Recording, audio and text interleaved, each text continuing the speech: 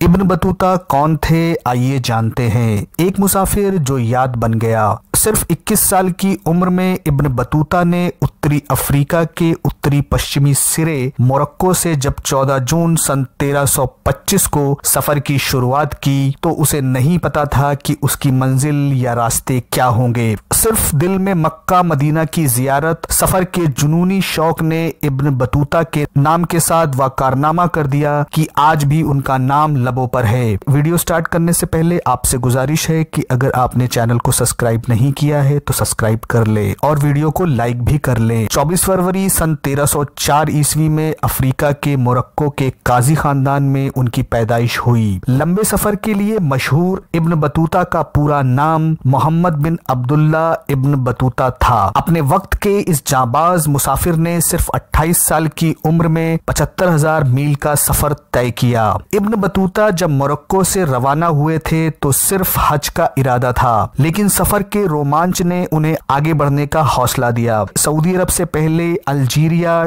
Tunisia, मिस्र, फिलिस्तीन और सीरिया होते हुए एक बड़े कारवा के साथ वह मक्का पहुंचे। यहाँ की जियारत ने उनके दिल में बह रहे ईमान के जज्बे को और बढ़ा दिया। सऊदी अरब के सफर में ही इब्न बतूता को 2 साधुओं से मिलना हुआ। इन साधुओं ने पूरब के मुल्कों की खूब तारीफ की। पूरब के बारे में सुनने के बाद उन्हें अंदाजा हो गया कि यह मजहब और ईमान के कदरदानों की जमीन है और उन्होंने भारत के उत्तर पश्चिम के दरवाजे यानी अफगानिस्तान के रास्ते भारत में दाखिल हुए। उस वक्त दिल्ली के सुल्तान मोहम्मद बिन तुगलक की हुकूमत थी। मोहम्मद बिन तुगलक ने इब्न बतूता के बारे में पहले से ही सुन रखा था। दिल्ली पहुंचने पर इब्न बतूता की खूब खातिरदारी हुई और उन्हें कई तोहफों से नवाजा गया। इब्न बतूता को दिल्ली का काजी आला का ओहदा सौंप दिया गया। मोहम्मद बिन तुगलक को इब्न बतूता के काम करने का अंदाज बहुत पसंद आया। उन्होंने 1342 ईस्वी में इब्न बतूता को अपना सफीर बनाकर चीन के लिए रवाना किया, लेकिन चीन के रास्ते में उन्हें काफी परेशानियों का सामना करना पड़ा। इसी सफर के दौरान मध्य भारत के मालवा से होते हुए गोवा पहुंचे। वहां से कालीकत तक पहुंचने में उन्हें पसीने आ गए। आखिरकार तमाम परेशानियों और मुश्किलों के बावजूद इब्न बतूता श्रीलंका और बंगाल की खाड़ी के रास्ते से चीन पहुंच गए और चीन में वो 1 साल तक रहे। चीन में रहते हुए इब्न बतूता ने बीजिंग, हांगजो और ग्वांगजू जैसे बड़े शहरों का दौरा किया। उन्होंने चीन की महान दीवार भी देखी और मंगोल खान से भी मिलने का मौका मिला। चीन में 1 साल गुजारने के बाद अपने घर मोरक्को जाने का उन्होंने फैसला किया। वो लगभग घर पहुंचने वाले थे तब उन्हें पता चला कि उनके वालिदैन का इंतकाल हो चुका है और वो सदमे में आ गए और उन्होंने अपने सफर को जारी रखने का फैसला किया और आगे बढ़ते रहे। जिस दौर में इब्न बतूता आए तब पूरे अफ्रीका और भारतीय समुद्र मार्ग का पूरा कारोबार सौदागरों के हाथ में था। उन्होंने इराक और ईरान में भी 1329 में काफी वक्त गुजारा